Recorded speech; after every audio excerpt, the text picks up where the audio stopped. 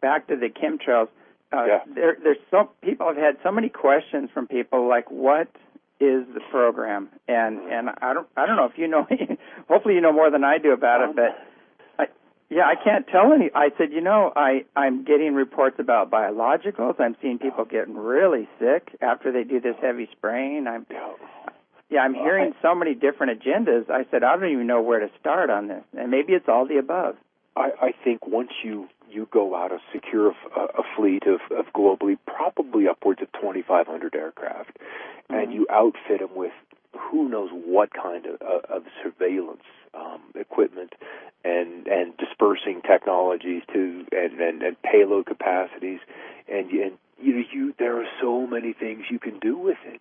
It isn't going to be a one-task project. It's going to, I think, the whole gamut. And in fact, I first came across chemtrails as I was reading Rents.com in 1999, and I was obviously fascinated. And then 2001 and 9/11 happened, and then I really jumped into the conspiracy and the alternative news field. It just there was a hunger there that I couldn't get satisfied. And more chemtrail stories were coming up, and I would go to Barium Blues, and I would go to Chemtrail Central, and I didn't like what I was finding there. I didn't like their conclusions, their speculation. I didn't like how they treated the meteorological aspect of it. And so about 2002, I thought, I can figure this out. I can figure out if there's anything to this. And so I bought a digital camera, and I really pulled my attention skyward for more than just a little glance, because up until then I would look at the sky, just kind of assess the kind of clouds and the current weather conditions, and knew where I was in a storm. But I started to pick the clouds apart, and I began to see things that were just a little strange as far as geometry and resonance patterns and waves and so forth in the clouds. And I was kind of given the heads up from Lieutenant Colonel Tom Bearden's website, and he had a sidebar which was Soviet weather engineering. And that fascinated me, because at the time I was really into zero-point energy and energy from the ether, because it just seemed like we had an energy crisis on the way in this planet. And so I was kind of looking at, what can I do? Is there any technology out there from some small inventor I can go out and buy and have installed in the house so I'm off the grid? And so that's kind of what I was doing, and came across this weather engineering. Well, that led me to a lot of photography in 2002, especially 2003 and 2004. And by 2004, I was aware of the chemtrails, but I still didn't believe I had seen one yet. And that's the crazy thing, is, how could I not have seen them? And then I was digging back through pictures, and I'd already started photographing them back in 1988. So, it was one day in August of 2004. I was standing out in the front yard. I was living in Pocatello, Idaho. Skies were blue from horizon to horizon, and there's this 747, with a big green tail on the back, and I still have yet to identify that airline. And it was leaving this persistent contrail that went from the northeast horizon to the southwest horizon. And I was like, holy crap, that's a chemtrail. And that was the realization, that there it was for me. And so then a couple of months later, I put cameras up around the house to begin time-lapse photography, not for the planes, but for the clouds. I wanted to see what these scalar or acoustic waves were doing to the clouds, because I wanted to generate a more accurate forecast for my audience. And about 4 months into that photography exercise, there was one of my webcams caught a series of flights out towards the southwest. The light was just right. I got enough pictures, and I'm like, and there were 6 planes, and I think it was about the third plane left one of those marking contrails, and it started to dissipate in a segment, and then 2 planes came up right, at a 90-degree angle, and then crossed that previous chemtrails gap or opening. One of them kissed the end where the trail ended, and the other one bisected the exact middle of it. And I'm like, oh, it's about geometry. It's about geometry. So they fly these trails with these moisture-sensitive salts. So they'll fluoresce where the atmosphere is excited in some degree. Is it the Oregon that's excited?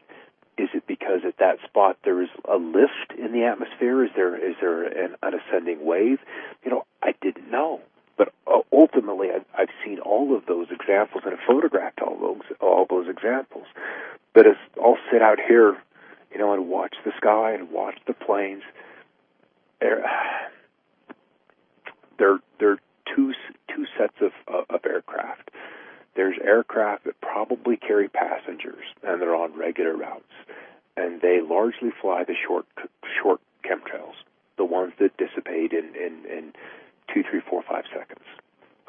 They're pink, they're blue, they're orange. They're different colors depending on the metals and the particulates that they've got on board.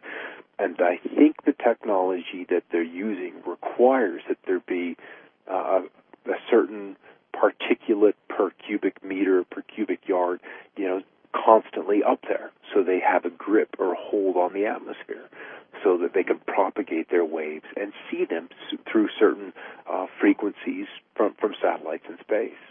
And then I think there's the other fleet, which is the dedicated chemtrail aircraft, and they're the ones that do the precise flying, because truly it's an aerial dance when you see them up there.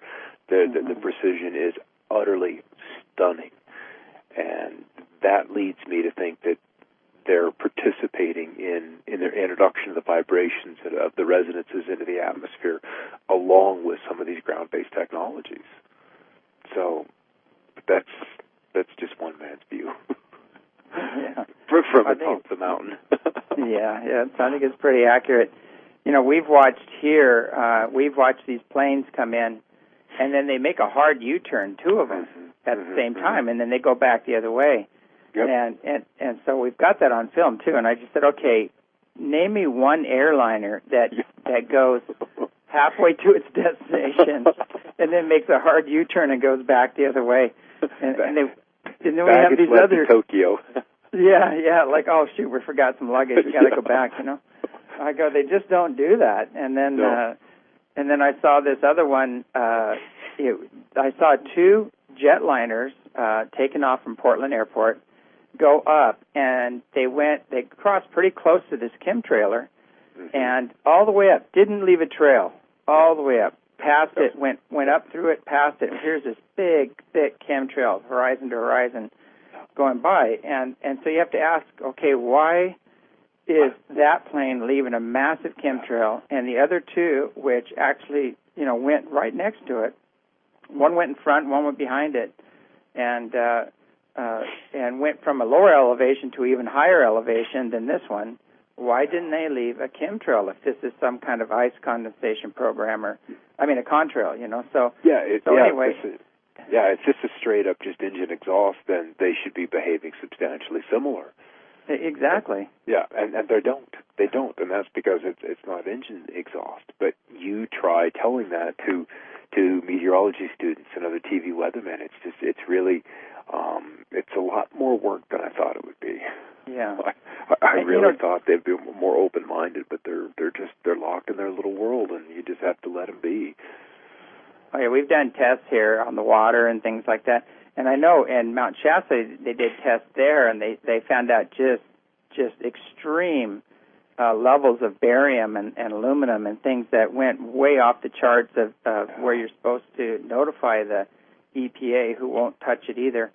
And we actually called senators here and congressmen and everything, and just I had chemical engineers, all these people on board, and they go, oh no, it's I called the admiral or whatever, or I called the Air Force base commander, and he said, oh no, they're just contrails, nothing to worry about. And that was as far as their extent went into it. And I had this one chemical engineer friend of mine, and he was calling them saying, no, wait, I'm a chemical engineer.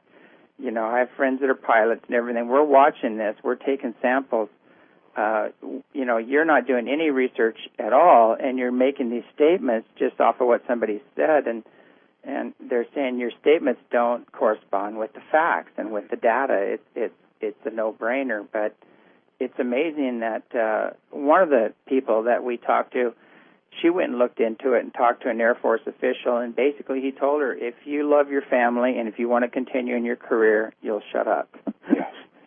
Yeah.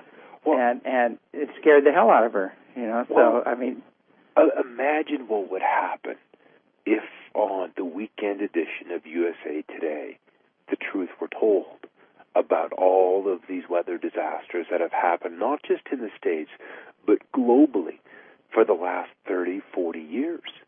I mean, how many people have been victimized by God, a.k.a. the weather, in the last 50 years? And that number is enormous. And so you open this floodgate of litigation that would be incredible, probably just as bad as the mortgage mess litigation is going to end up being.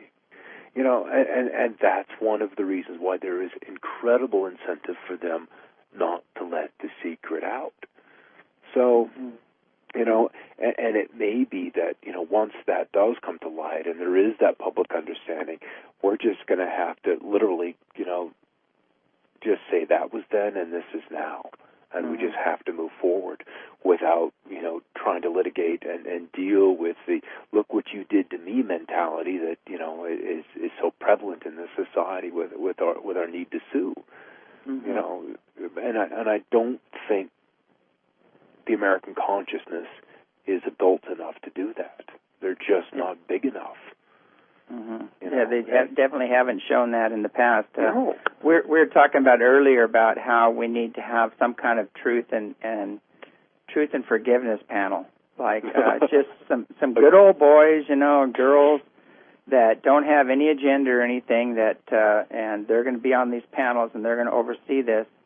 And if you ask forgiveness and you come clean with what's going on and you become part of the solution, then no problem. You're okay. But if you want to continue with it and continue with the negative programs that are harmful to humanity, then you'll suffer the consequences. And like they did in Africa, South Africa. But that's about the only way I think this will be solved, because there's too many people that were following orders, that did what they were told, and they're afraid of coming forward because of the consequences. Well, and they knew what they were doing was not right, And I don't know how many soldiers have just said, "I was following orders," and that's what's happening in the skies now, And who knows what other covert black ops operations, have been in the news and have been blamed on an angry planet. What about the Banda Aceh, tidal wave? Tsunami. The list of earthquakes that could have man's fingerprints on them over the last 40, 50 years could be very long. That could be a very, very long list. And so, our military and our black ops and our governments, there's the face that they show us, and then there's the truth. And I don't think any Republican, Democrat, Tea Partiers would be happy. I think we would all be universally disgusted. Yeah. So, but if we were to, yeah. If we were to know the truth, I think people would be so